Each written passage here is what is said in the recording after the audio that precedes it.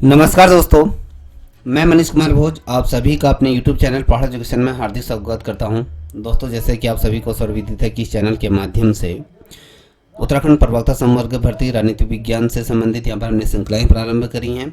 आज इसी कड़ी में मैं भारतीय राजनीति विचारक महात्मा गांधी जी के बारे में आज चर्चा करूँगा। तो इस श्रृंखला से निश्चित रूप से आप यहाँ से क्वेश्चन बनेंगे। अगर आपको इस संबंध में PDF चाहिए तो आप मुझसे संपर्क कर सकते हैं, तो मैं आपको PDF भी उपलब्ध करा दूंगा। आइए शुरुआत करते हैं। देखिए दोस्तों, जब हम भारत में गांधी जी की राजनीति विचार की अगर हम बात करते हैं तो गांधी जी को भारतीय राष्ट्रवाद का जनक भी माना जाता है। और गांधी जी के नेतृत्व में ही अगर हम बात करते हैं तो राष्ट्रीय आंदोलन जन आंदोलन ये बना। और आप सभी को पता होगा कि बहुत बड़े शिक्षाविद रहे हैं अरबिंदो की। जब हम बात करते हैं तो अरबिंदो के बाद अगर गांधी जी की अगर हम बात करते तो भारत के जो राष्ट्र विकास में कहीं ना कहीं इनका एक अलग ही अपना तर्क या कहें उस क्षेत्र में इनका अग्रणी कदम रहा है। और अरबिंदो और गांधी जी की जब हम बात करते हैं तो इन दोनों की अगर हम कहें विचारधारा भी बहुत ही अधिक इनमें निरंतरता रही है या कहें इनमें डिफरेंट रहा।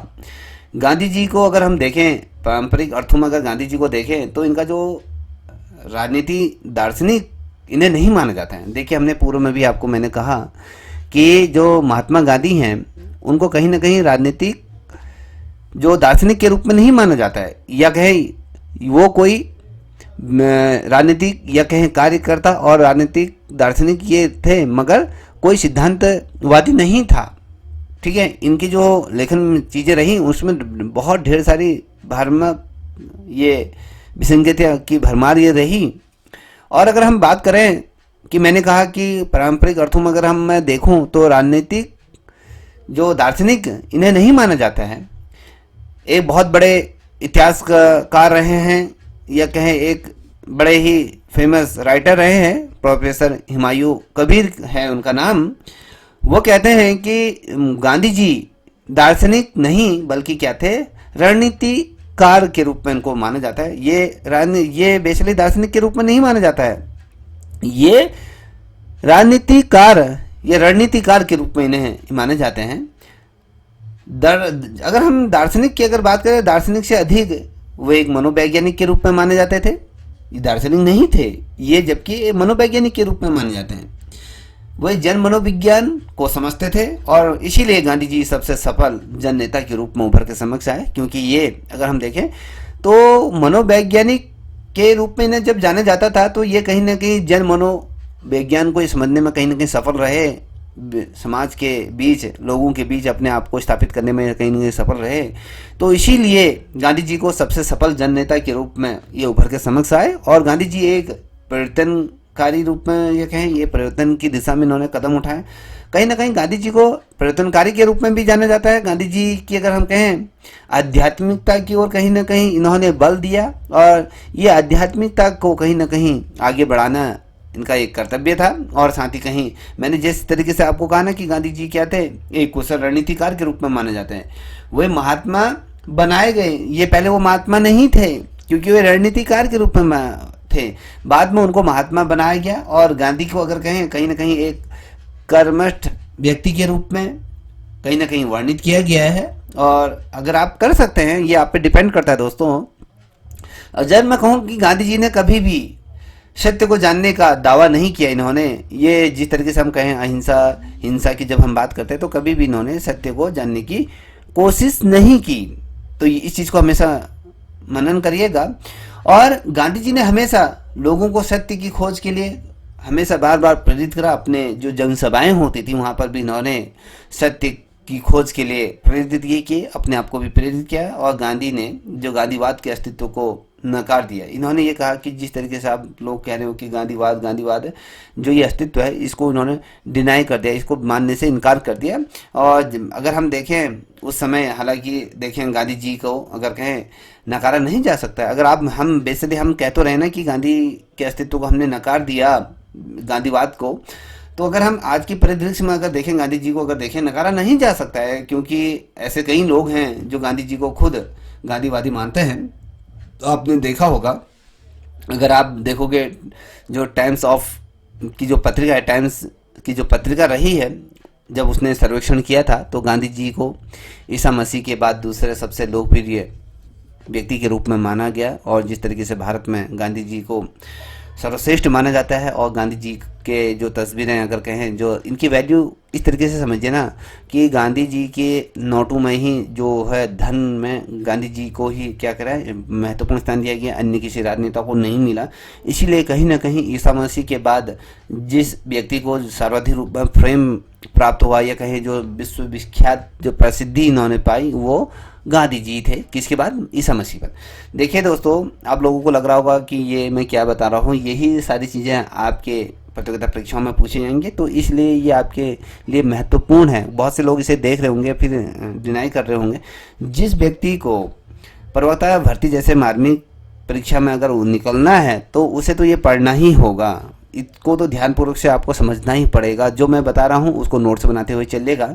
देखिए, मैं जो चीज़ बोल रहा हूँ ना, उस चीज़ को देखिएगा। अगर आपको नोट्स से चाहिए तो मैं आपको अवेलेबल करा दूंगा। गांधी जी का अगर मैं प्रभाव की बात करूँ ना, इनके जो स्रोत थे, कहाँ कहाँ से इन्होंने वो चीज़ें ग्रहण करी, जैसे अगर कहें जो धर्म ग्रंथ थे उनसे बहुत ज़्यादा प्रभावित थे।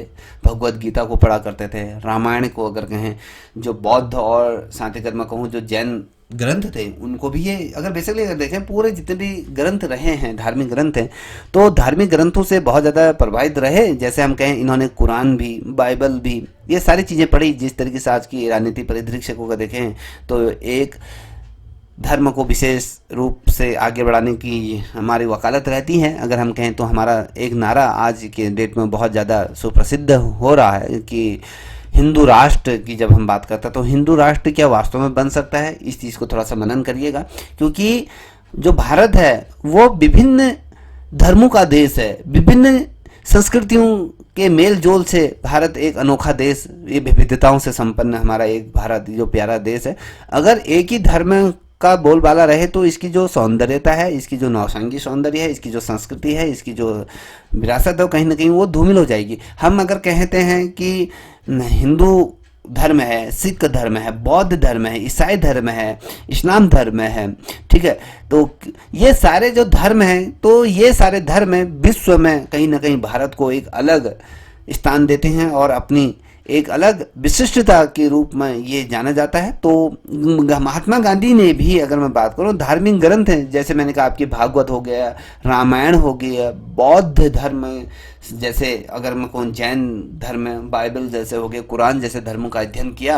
और धार्मिक ग्रंथों के अलावा अगर मैं बात करूँ, इन्होंने जैसे टाइसनेल की जो पुस्तक है kingdom of God within you, जो ये थी, इसको भी इन्होंने बहुत अधिक रूप में पढ़ा। कभी आप लोग भी पढ़िएगा kingdom of God within you, ये पुस्तक को पढ़िएगा। किसके द्वारा ये पुस्तक लिखी गई है? टाइस्टाइन के द्वारा इसको लिखा गया है, तो इस पुस्तक को आप पढ़िएगा।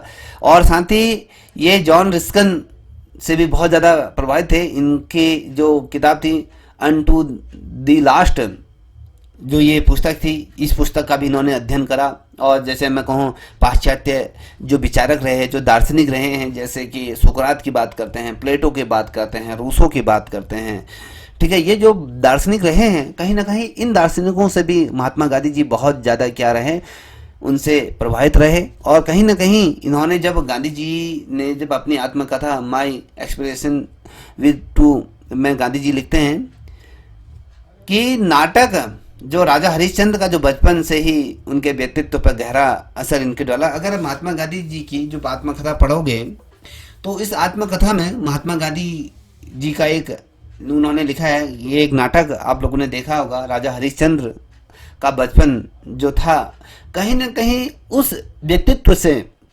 महात्मा गांधी जी बहुत अधिक ये क्या प्रभाव इनके जीवन में उस नाटक ने डाला।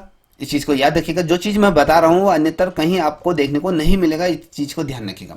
जो आप ये पीडीएफ देख रहे हो, इस पीडीएफ से मैंने पूर्व में पढ़ा चुका हूँ, तो इस पीडीएफ को भी आप ध्यान से देखिएगा। जो चीज़ मैं बता रहा हूँ मेरे ये स्वयं के नोट्स हैं, इन नोट्सों से मैं पढ़ा रहा हूँ, इसलिए आपके लिए बहुत ज़्यादा महत्वपूर्ण है। अगर मैं बात करूँ गांधी जी के महत्वपूर्ण विचारों की, अगर मैं बात करूँ तो गांधी जी के महत्वपूर्ण विचार क्या थे? अगर हम बेसिकली देखें तो अहिंसा गांधी जी का जो मूल सिद्धांत रहा है, वो अहिंसा ही इनका मूल सिद्धांत रहा है। और गांधी जी सभी विचारों की नींव की ये बात करते हैं। जितने भी महात्मा गांधी जी के जितने भी सभी विचार हैं, उन विचारों की मैं बात करूं तो ये जो अहिंसा है उनका मूल सिद्धांत था। और गांधी जी के लिए अहिंसा उनका धर्म या उनका पथ ये माना जाता था। और गांधी जी को अगर हम देखें तो सत्य ईश्वर की प्राप्ति के मार्ग के रूप में कहीं ना कहीं परिभाषित करते हैं। और ईश्वर को पाने के लिए मार्ग के रूप में इन्होंने अहिंसा को साधक और साधन के रूप में अपनाया। कभी क्वेश्चन पूछा जाता है कि महात्मा गांधी जी ने अहिंसा को साधक और साधन के रूप में क्यों स्थापित करा, क्यों उन्होंने आधार बनाया? क्योंकि गांधी जी साधक और साधना को निरंतर वो क्या करते, उस पर विश्वास करते थे। वो कहते थे कि यदि साधक ईश्वर या कहें सत्य को प्राप्त करना है तो सरल तर्क ये दिया इन्होंने कहा कि शैतान ने जो किया उसके बजाय देवताओं ने जो किया या उसका अनुसरण करें। जैसे इन्होंने ये भी कहा कि भैया जैसे ईसा मसीह को मैंने कहा कि ईसा मसीह के बाद इनको माना जाता है सबसे ज़्यादा लोकप्रिय। ईसा मसीह हो गया, भगवान राम हो गया, भगवान बुद्ध से इन्होंने प्रेरणा ली है। और इनके जो व्यक्तिगत जो जीवन में कहीं ना कहीं प्रेम हो गया, त्याग हो गया, भाईचारा हो गया, अहिंसा की झलकियाँ हमें देखने को मिलती हैं।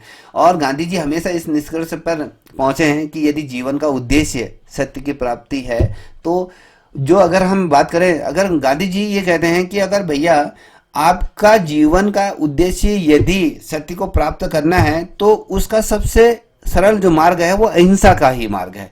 अहिंसा के मार्ग को ये प्रशस्त करें। और अगर मैं बेसिकली अगर बात करूँ तो गांधी जी की जो विशेषताएं रही तो अहिंसा को कहीं ना कहीं संकीर्ण और साथ ही नकारात्मक अर्थ में नहीं देखा जाना चाहिए। ये कहते हैं कि अहिंसा या फिर यह हिंसा ना करना, अहिंसा को कहीं ना कहीं व्यापक रूप में, सकारात्मक रूप में उसके अर्थ को समझना। और बेसिकली अगर हम देखें इस तरीके से अपने प्रेम और भाईचारे को कहीं ना कहीं भावनाओं के रूप में देखना। और अहिंसा का पालन तभी किया जा सकता है जब हम दूसरों पर क्या कर सकते हैं, भाईचारा या कहीं हमारा एक दूसरे से विश्वास दृढ़ हो। तो इस तरीके से हम भाईचारे की बात करते हैं। जैसे आपने यहाँ पर देख पा रहे हो कि गांधी जी के जो दार्शनिक विचार रहे या उनके विचार क्या रहे, राज्य रहा, सत्याग्रह रहा, स्वराज्य रहा, धर्म रहा एवं राजनीति का सर्वोदय रहा, और सरकार व्यवस्था रही, और सत्य और अहिंसा। साम्राज्यवाद की बात करें, समाजवाद की बात करते हैं, अंतर्राष्ट्रीयवाद की बात करते हैं, साधक और साधन जो मैं अभी चर्चा कर रहा हूँ, नैतिकता की बात करते हैं, शिक्षा और श्रम की बात करते हैं। तो मैंने ये सारी चीजें। अब देखिए अहिंसा का किस तरीके से व्यापक अवधारणा महात्मा गांधी जी ने किया। उनका हमेशा ये कहना था कि वो इस चीज़ का हमेशा अपने जीवन में पालन करते रहे कि सिर्फ इंसानों के बीच ही नहीं बल्कि कि हमें तो अपने जो जानवर हैं, जो प्रकृति में जो जीव जंतु हैं, उनको भी साथ लेके चलना है। और पर्यावरण के प्रति भी इन्होंने बहुत ढेर सारे कार्य किए, उनको भी जानना बहुत जरूरी है। और अगर हम देखें जिस तरीके से अहिंसा का जो दायरा उतना ही व्यापक होना चाहिए जितना कि हमारा जो पारस्परिक संबंध हैं उनको लेकर जिस तरीके से अंतर्राज्यीय संबंधों का भी इन्होंने प्रयोग के बारे में कहा। और अगर हम वैसे लेकर देखें गांधी जी के आधार पर अगर मैं बताऊं आपको तो अहिंसा मनुष्य की दुनिया से संबंधित है, इनके द्वारा ये कहा गया था। जो अहिंसा है वो व्यक्ति या कहें मनुष्य के जीवन या कहें उसके इर्द गिर्द उसकी संपूर्ण जो जीवन का चक्र घूमता है। मनुष्य की आत्मा, उन्होंने कहा है कि मनुष्य की आत्मा होती है। जो हिंसा जैसे पशुओं की दुनिया से संबंधित है। और अगर बेसिकली अगर कहें आत्मा इतनी विकसित नहीं है कि इस प्रकार से जो मनुष्य जो तर्क देता है, चेतना देता है, और पशु की अगर कहें भूख से कहीं ना कहीं उसको निर्देशित होते हैं। और इनका ये भी मानना था, इनका ये अर्थ था कि जो लोग हिंसा का पालन करते हैं वो केवल मनुष्य अगर वो बेसिकली मेरा कहने का मतलब है कि इनका जो मानना था, इनका जो अर्थ था, वो कहते हैं कि जो लोग हिंसा का पालन करते हैं वो केवल देखने में मनुष्य होते हैं लेकिन सार तत्व में वो नहीं होते हैं। जो लोग बेसिकली जो हिंसा करते हैं ना, जो हिंसा करते हैं तो वो मनुष्य कहलाने लायक नहीं है। इनका ये विचार था। वो कहते हैं कि भैया ये अपने जीवन में सात तत्वों को प्राप्त नहीं करते, कहीं ना कहीं वो बाहर से मनुष्य देखते हैं मगर अंदर से वो नहीं होते हैं।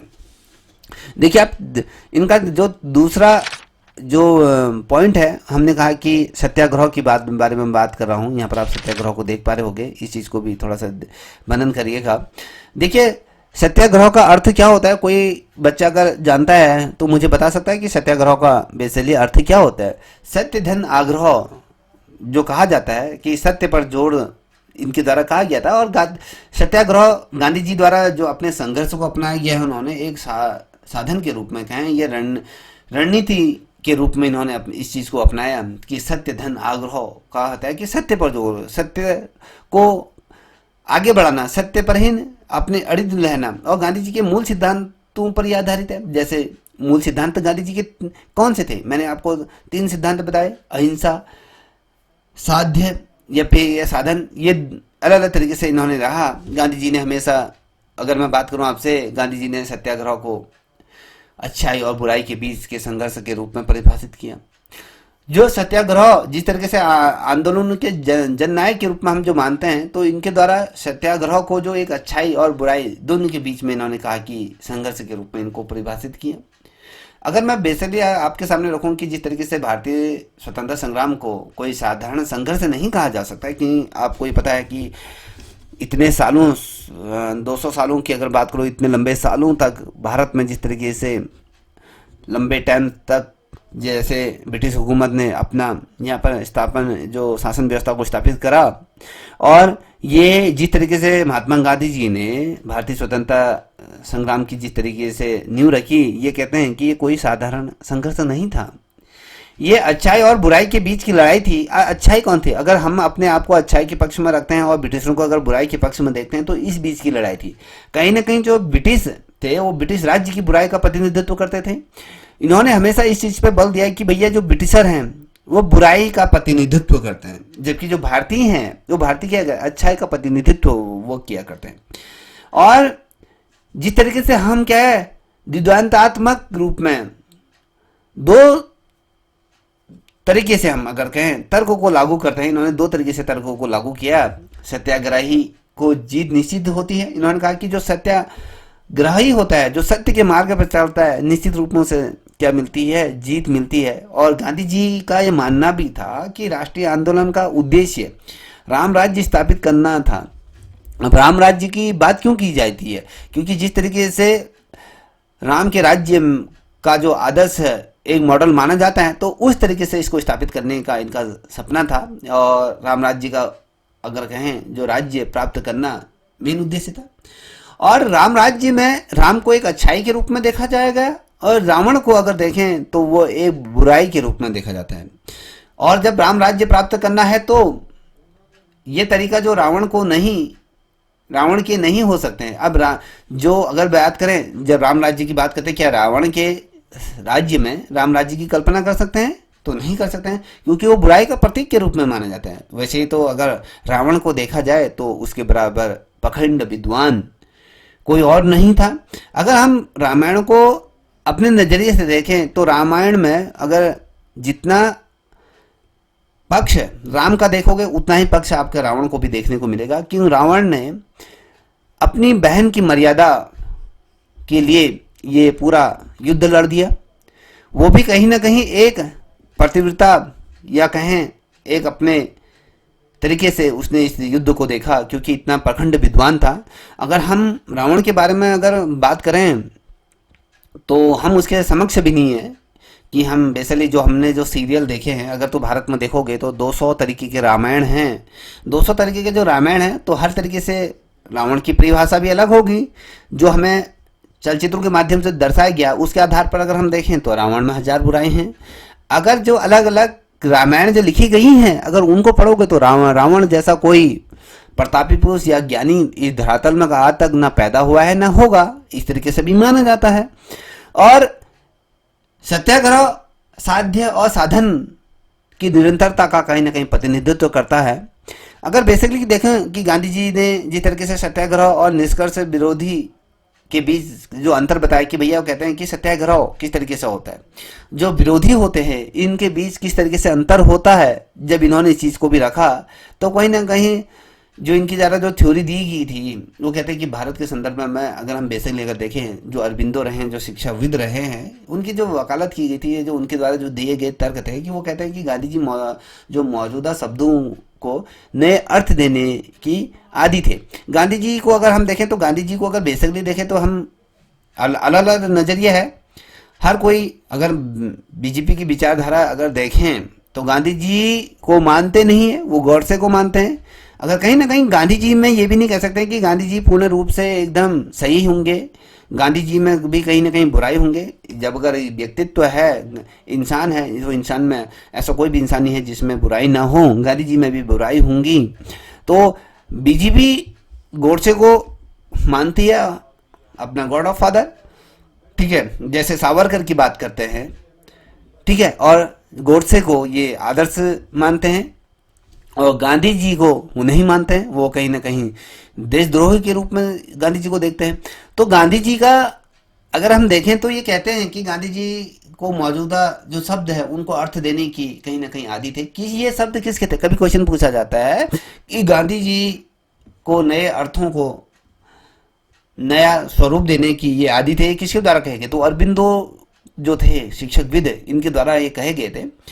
और बेसिकली ये है, अगर हम देखें, ये अगर देखें क्या निष्कर्ष से निकलते, जैसे हमने कहा व्यक्ति की अहिंसा का प्रयोग नहीं कर सकते। व्यक्ति क्या है? अहिंसा। व्यक्ति कभी भी लड़ाई झगड़ा नहीं कर सकता है, क्योंकि उसमें उसे लगता है कि अहिंसा की जो रणनीति है किसी दिए गए संदर्भ को नहीं हो सकती है। ये निष्कर्ष जब प्रतिरोध में अगर देखें, विरोध में करते हैं, व्यक्ति उस दूसरे व्यक्ति को अपना दुश्मन मानता है जो जिसके खिलाफ वो निष्कर्ष करता है। या कहे दो व्यक्ति आपस में एक दूसरे को कब मानेंगे दुश्मन? जब ये उन दोनों के बीच कहीं ना कहीं कोई ना कैसी बातें होंगी। और सत्याग्रह के लिए अगर कहें, जो अहिंसा विश्वास कार्य पसंद विषय क्या है, नहीं है, सत्याग्रह के लिए कोई दुश्मन नहीं है, यह सत्याग्रह बुराई है, इसके खिलाफ ना कोई बुराई करने वाला या उसके खिलाफ, यह सत्याग्रह का उद्देश्य क्या है? बुराई को खत्म करना है। और वैसे लेकर हम देखें, गांधी जी के अनुसार अगर मैं आपको बताऊं, ये कहते हैं कि यदि कोई मेरा दुश्मन है तो इसका मतलब है कि मुझे जिम्मेदारी लेनी होगी। इसका अर्थ है कि व्यक्ति को अपने दुश्मन से भी प्रेम करना चाहिए। गांधी जी कहते हैं कि अगर आपको एक थप्पड़ कोई मारे तो आप उससे अपना दूसरा थप्पड़ दीजिए। अगर कोई आपका हाथ काट दे तो दूसरा हाथ भी आप कटवा लीजिए। ऐसा कहीं हो सकता है? अगर आपको कोई फालतू में या कोई आपको एक थप्पड़ खींच के मार दे भरे समाज में, तो आप उसको दूसरा गाल देंगे, तो आप तो उसी समय से कूट देंगे। तो कहीं ना कहीं जैसे कहते हैं समय और देश काल परिस्थिति के अनुसार ये सारी चीज़ें चलती हैं। तो गांधी जी का ये अपना मानना था कि भैया अगर किसी के अंतर्गत अगर बुराई खत्म करनी है, तो अगर कोई मेरा दुश्मन है तो इसका मतलब ये है कि भैया मुझे जिम्मेदारी लेनी होगी। कि इसका अर्थ है कि व्यक्ति को अपने शत्रु से भी प्रेम करना होगा और सत्याग्रह का अनुसरण कर सकता है, ये इसका कहा गया। और गांधी जी के सत्याग्रह का अनुप्रयोग अगर मैं कहूँ तो गांधी जी का मानना था कि सत्याग्रह जीवन को हर क्षेत्र में लागू किया जाना चाहिए, चाहे वो व्यक्तित्व से लेकर अगर कहें राजनीति तक अगर हम कहें। तो कहीं ना कहीं गांधी जी की अगर बात करें, दक्षिण अफ्रीका की जब इन्होंने यात्रा करी तो सत्याग्रह की अपनी जो तकनीक शुरू की और तकनीकों को संशोधन भी इन्होंने किया और उन्हें बेहतर करने जो इनकी रणनीति थी, इनकी जो रणनीति करने की जो क्षमता थी, कहीं ना कहीं उसमें बदलाव करने के लिए ये कहते हैं कि इस चीज़ में भी बदलाव होना चाहिए। ये सारी चीज़ें गांधी जी द्वारा कही गई थी। और अगर जब हम बात करें कि भैया गांधी जी के विचार किस तरीके से थे, वो कहते थे कि अपनी तकनीक को संशोधित करते रहते थे और उसे बेहतर बनाने के लिए गांधी जी ने सामूहिक सत्याग्रह के साथ साथ व्यक्तिगत सत्याग्रह का भी प्रस्ताव इन्होंने रखा। साथ ही अगर मैं कहूँ, सत्याग्रह अहिंसा प्रयोग है और इन्होंने कहा कि अहिंसा मनुष्य की विशेषता है। गांधी जी के अनुसार अगर देखें, कोई भी व्यक्ति पहले खुद को नीचे दिखाए और दूसरे इंसान को नीचा नहीं दिखाए। क्या आप समाज में खुद बेइज्जत हो जाओ और दूसरे व्यक्ति को बेइज्जत ना करो, कहने का मतलब यह है। इनका मानना था हर कोई इनकी बातों से संतुष्ट नहीं हो सकता। जिस तरीके से अरबिंदो जी कहते हैं कि गांधी जी सिर पे जो शब्द है उनको रचने का कार्य करते हैं, तो नई नई चीज़ों को प्रयोग करते हैं और खुद को दूसरे इंसान को नीचा नहीं दिखाना चाहिए कहते हैं। और हमें क्या कहें, जो हिंसा का इस्तेमाल कर सकते हैं, जबकि जो अगर हिंसा का इस्तेमाल हिंसा नहीं करनी है, उससे पहले हमें खुद को क्या करना है, नीचे दिखाना है।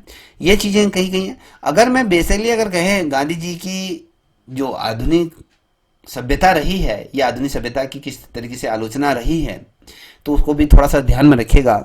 ये बहुत ही महत्वपूर्ण है। मैं जो कह रहा हूँ उसको आप नोट्स बनाते हुए चलिएगा, ठीक है। नोट्स बनाते चलिएगा तो ये आपके लिए बहुत ज़्यादा हेल्पफुल रहेगा।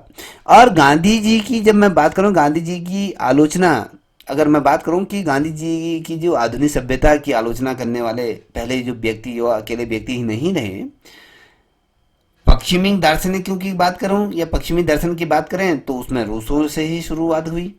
गांधी जी ने अगर देखें आधुनिक सभ्यता की आलोचना इसलिए नहीं की क्योंकि इससे उत्पत्ति पश्चिमी हुई, इसकी उत्पत्ति पश्चिम में हुई कहते हैं।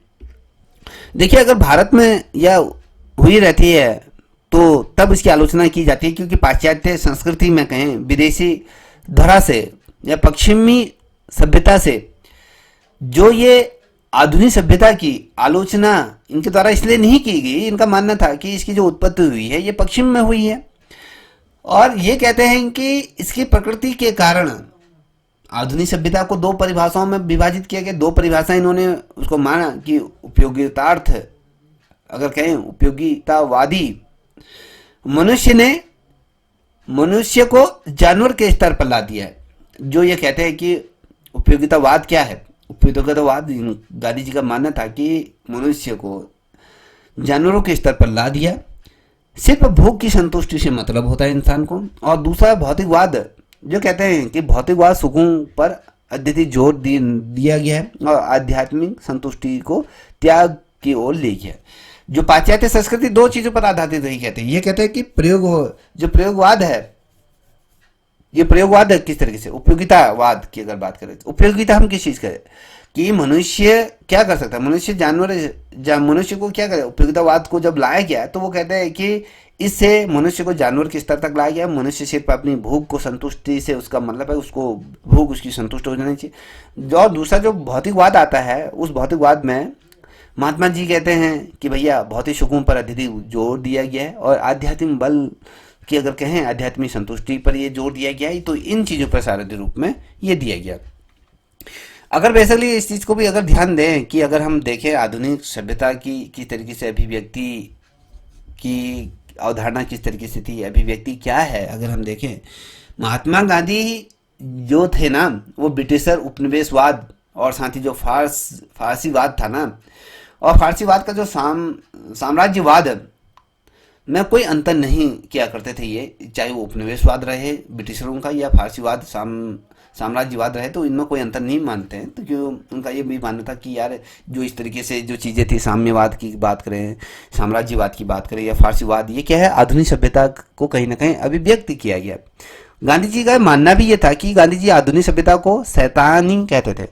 अब गांधी जी ने किस सभ्यता को शैतानी कहा है, क्वेश्चन बनता है तो इसको नोट डाउन कर लीजिए। तो वो जो कहा गया था गांधी जी ने, वो आधुनिक सभ्यता को शैतानी कहा है।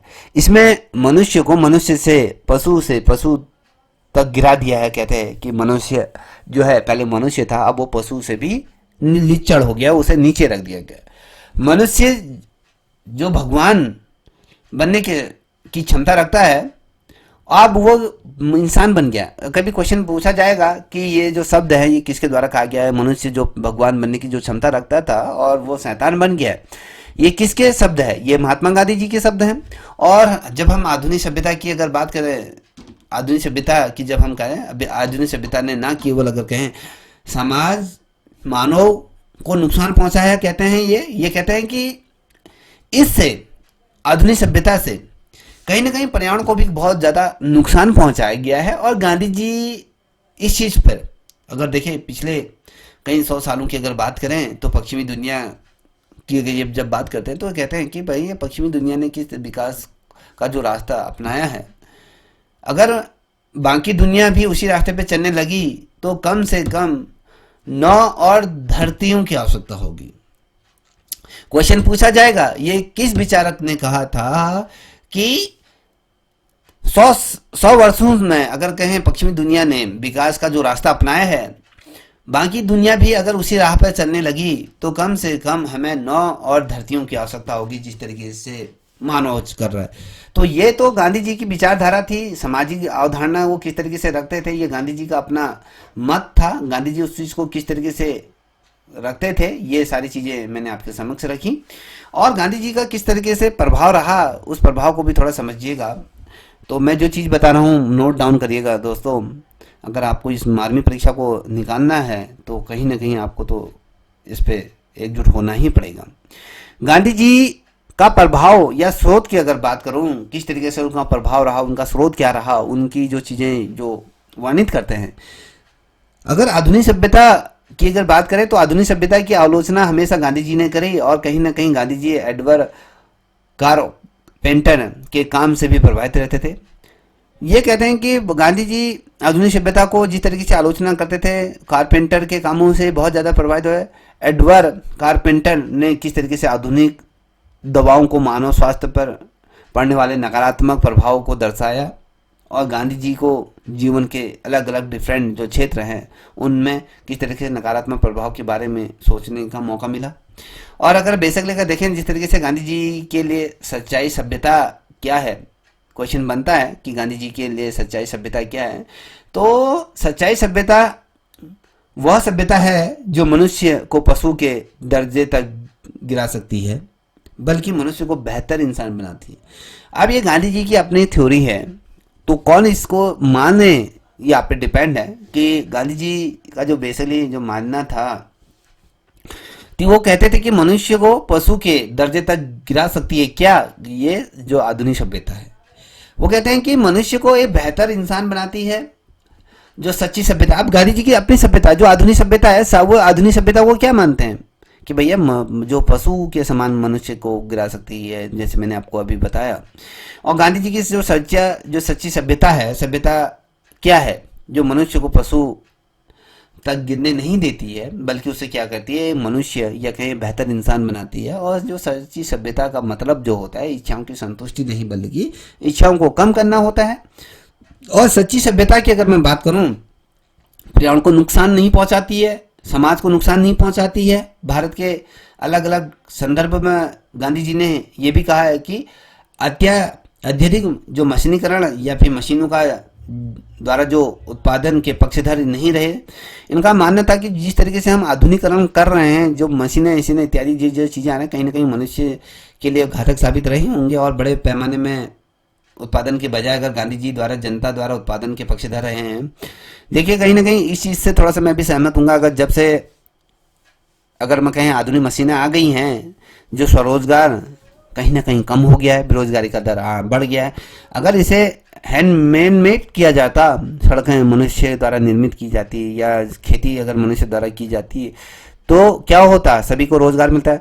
अगर मनुष्य द्वारा की जाती तो इतनी बड़ी पॉपुलेशन है, इसको सही चीज़ें उपलब्ध कराना लंबा समय लग सकता था। हम विकसित राष्ट्र की कल्पना नहीं कर सकते हैं। अगर विकसित राष्ट्र अगर हमें वैश्विक स्तर पर सभी देशों के साथ अगर कदम से कदम बढ़ा के चलना है या अपने आप को महाशक्ति के रूप में उभरना है तो हमें आधुनिक जो मशीनें हैं उनका तो प्रयोग करना ही पड़ेगा। और ये तमाम चीज़ें इनके द्वारा कहा गया था। ये कहते हैं कि भैया कि मशीनों ने मनुष्य को विस्थापन का कारण नहीं बनाना चाहिए, उत्पादन आवश्यकता के लिए होना चाहिए, ना कि लालच के लिए होना चाहिए। क्वेश्चन बनेगा ये किसके द्वारा कहा गया है कि उत्पादन आवश्यकता के लिए होना चाहिए ना कि लालच के लिए होना चाहिए। ये किसके शब्द हैं? ये क्वेश्चन पूछता है कौन से ऐसे दार्शनिक थे जिन्होंने ये कहा कि उत्पादन आवश्यकता के लिए होना चाहिए ना कि लालच के लिए होना चाहिए। ये तो महात्मा गांधी द्वारा किया गया है। गांधी साधक और साधन को किस तरीके से पृथक्करण से नफरत करते थे। जिस तरीके से उन्होंने कहा कि यार पश्चिमी सभ्यता की को जिस तरीके से परिभाषित किया इन्होंने, उसको विशेष रूप से उन्होंने किस तरीके से तर्क रूप में या कहे मैकाले या कहे जिस तरीके से मैकाले ने या फिर रूसो ने या फिर प्लेटो ने, ये जितने भी पश्चिमी दार्शनिक रहे जिस तरीके से उन्होंने इस चीज़ को रखा तो उसके पक्षधर ये नहीं रहे। और आधुनिक सभ्यता की गांधी जी की जिस तरीके से आलोचना की गई थी, क्या वास्तव में वो सही थी या नहीं थी? अगर हम गांधी जी को समझें तो गांधी जी की स्थिति में अगर देखें युद्ध का हिस्सा मान सकते हैं इसको। जिस तरीके से उन्होंने प्रतिस्थापित या स्थापन करने का प्रयास किया, गांधी जी की आलोचना जिस तरीके से सभ्यता मिशन या कहें उसके श्वेत व्यक्तित्व के बोझ को ये समझा। और गांधी जी ने अपनी जो ये पुस्तक लिखी हिंदू स्वराज में आधुनिक सभ्यता की आलोचना उन्होंने भरपूर मात्रा में की, उसकी चर्चाएं उन्होंने की। क्वेश्चन पूछा जाएगा हिंदू स्वराज किसके द्वारा लिखी गई है? तो ये गांधी जी की अपनी पुस्तक है हिंदू स्वराज। इसमें आधुनिक सभ्यता की आलोचना पर इन्होंने चर्चा की है। हिंदू स्वराज में उन्होंने किस तरीके से भारत द्वारा अपने अपनाए जाने वाले विकास के मार्गों को किस तरीके से उसका खाका इन्होंने रखा, ये सारी चीज़ें आपको पता होनी चाहिए। ठीक है, अब देखिए गांधी जी की किस तरीके से स्वराज की अवधारणा रही, इसको भी थोड़ा समझते हैं। तो जब मैं गांधी जी की स्वराज की बात करूं, जैसे कि आपको मैं यहाँ पर दर्शाऊं, जैसे कि यहाँ पर आप देख पा रहे हो गांधी जी की ये जो चीज़ें रही, कि राष्ट्रवाद की बात करें तो ये गांधी जी के जिस तरीके से राजनीतिक विचार रहे आपके सामने रख रहा हूँ। स्वराज की किस तरीके से, जब आप तीसरे नंबर पे आप देख पा रहे होगे ये स्वराज की जब हम बात कर रहे हैं गांधी जी की, तो इसको ध्यान में रखिएगा। ठीक है, तो ये जो नोट्स हैं मैं अपने नोट्सों से आप लोगों को पढ़ा रहा हूँ, इतना ध्यान रखिएगा। अगर आपको चाहिए होंगे तो आप मुझसे संपर्क कर सकते हैं। देखिए दोस्तों, अगर आपको ये श्रृंखला अच्छी लग रही हो तो प्लीज़ इसे सब्सक्राइब करें, साथ ही अपने दोस्तों को भी साझा करें। तो गांधी जी की जब हम स्वराज की अवधारणा मैं आपके सामने रखूं, तो स्वराज को किस तरीके से स्वतंत्रता का भारतीय संस्करण माना जाता है। क्वेश्चन पूछा था गांधी जी का भारतीय स्वतंत्रता का संस्करण माना जाता है, किस चीज़ को गांधी जी का स्वतंत्रता का संस्करण माना जाता है? तो आपको स्वराज को ये पता होना चाहिए। स्वराज को महात्मा गांधी ने स्वतंत्रता का क्या होगा अभिन्न या कहें संस्करण माना। स्वराज की जब हम बात करते हैं, स्वतंत्रता आंदोलन का लक्ष्य रहा है। स्वराज की अवधारणा विकसित होती रही है। किस तरीके से उदारवादियों के लिए स्वराज का जो मतलब था, शासन में भारतीयों का अधिप्रतिनिधित्व हो। तिलक की बात करें या फिर लाला लाजपत राय की जैसे उग्रवादियों के लिए जिस तरीके से स्वराज का मतलब था कि स्वशासन। देखिए, मैंने जो ये कहा कि अरबिंदो बहुत बड़े ये क्या रहे, दार्शनिक रहे या शिक्षाविद रहे, इनके द्वारा भी राजनीतिक विचार इनके भी रहे हैं। अरबिंदो पहले वो व्यक्ति थे जिन्होंने स्वराज की व्याख्या डोमिनियन स्टेट के बजाय स्वदेशी शासन से पूर्ण स्वतंत्रता के रूप में की। और अरबिंदो ही वही व्यक्ति थे जिन्होंने स्वराज की अवधारणा के लिए आध्यात्मिक मार्ग को भी कहीं ना कहीं प्रशस्त किया। अरबिंदो ने ही अगर बात करें, अरबिंदो के अनुसार जो स्वतंत्रता का जो अर्थ था, आंतरिक स्वतंत्रता उनके द्वारा कहा गया था। आंतरिक स्वतंत्रता हमारे अस्तित्व के नियमों का बोझ है। स्वतंत्रता की अवधारणा को समाज में शांति या क्या स्वाद या अनुकूल होना चाहिए। और गांधी जी का स्वराज अरबिंदो से प्रेरित है। कहीं ना कहीं अरबिंदो से ही इन्होंने स्वराज को कहीं ना कहीं परिभाषित किया और गांधी जी ने इसके अर्थ को विस्तारित किया और स्वराज को कहीं ना कहीं उपनिवेश ये बना दिया। और इसके विचारों पर अगर बात करें, उपनिषदों के अनुसार अगर देखें, स्वराज का अर्थ होता है आत्मनियंत्रण या कहें अपनी इच्छाओं पर नियंत्रण करना। कहते हैं कि उपनिषदों के अनुसार स्वराज का अर्थ क्या होगा, क्वेश्चन आपको बन जाता है। तो आत्मनियंत्रण ये होता है, या फिर इसको हम हिंदी में अगर समझें तो अपनी इच्छाओं पर नियंत्रण करना है। तो इस तरीके से गांधी जी के लिए आत्म अनुसरण के बिना वास्तविक स्वराज नहीं हो सकता है। तो अपनी इच्छाओं पर नियंत्रण जब तक नहीं होगा तब तक हम स्वराज की कल्पना नहीं कर सकते हैं। गांधी जी का जो स्वराज था, लियो स्टाइस ने भी इसे प्रेरित किया। वो मानते थे कि ईश्वर का राज सबके भीतर है। ईश्वर का जो राज्य की अगर कहें, ईश्वर का जो राज्य है वो सबके भीतर है। इसका मतलब होता है कि मनुष्य किसी बाहरी नियंत्रण की आवश्यकता नहीं है। गांधी जी ने स्वराज को कई क्षेत्रों में समझाया। जैसे मैं कहूँ कि राजनीतिक क्षेत्र में स्वराज का अर्थ है पंचायती राज्य की बात करें, लोकतांत्रिक विकेंद्रीकरण था, शासन की प्रणाली जहाँ व्यक्ति केंद्र में होता है। स्वराज की अवधारणा राम राज्य में परिवर्तित होता है और राम राज्य एक राज्य विहीन समाज है। और दूसरा जो इन्होंने रखा कि कहा कि भैया इन्होंने जो आर्थिक क्षेत्र में अगर बेसिकली कहें, आर्थिक क्षेत्र में किस तरीके से स्वराज को इन्होंने परिभाषित किया। आर्थिक स्वराज गरीबी की स्थिति में रखने वाले लाखों लोगों को समान जीवन देगा। और आर्थिक स्वराज की जब हम बात करते हैं, गांधी जी के रचनात्मक कार्यक्रमों का एक हिस्सा है। इसमें अगर देखिए भूमि में सुधार, किसानों की जमीन, जो छोटे छोटे उद्योग हैं उनको, खादी को बढ़ावा देना इसमें शामिल था। और अगर हमने सांस्कृतिक संदर्भ में अगर स्वराज की अगर मैं बात करूँ, गांधी जी ने जो सुझाव दिया व्यक्तियों को कि भैया अपनी संस्कृति का सम्मान करना चाहिए। अपनी संस्कृति का सम्मान नहीं करोगे तो दुनिया तुम्हारा सम्मान नहीं करेगी। ये किसने कहा? अपनी संस्कृति का सम्मान नहीं करोगे तो दुनिया तुम्हारे सम्मान नहीं करेगी। ये किस दार्शनिक द्वारा कहा गया था? ये महात्मा गांधी द्वारा कहा गया था।